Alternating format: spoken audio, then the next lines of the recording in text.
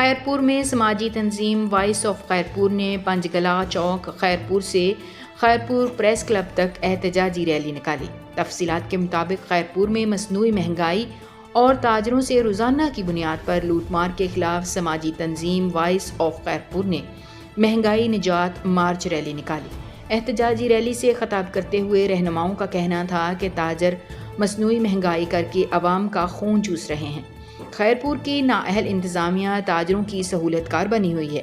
دوسری طرف خیرپور میں دن دہاڑے لوٹ مار کے واقعات میں تیزی سے اضافہ ہو رہا ہے۔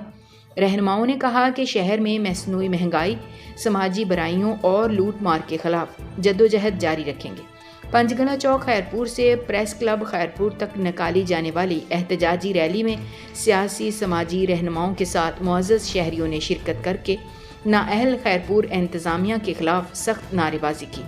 احتجاجی ریلی میں خیرپور مزدور یونین اتحاد کے رہنما نے خصوصی شرکت کر کے نااہل انتظامیہ کے خلاف سخت نعرے بازی کی۔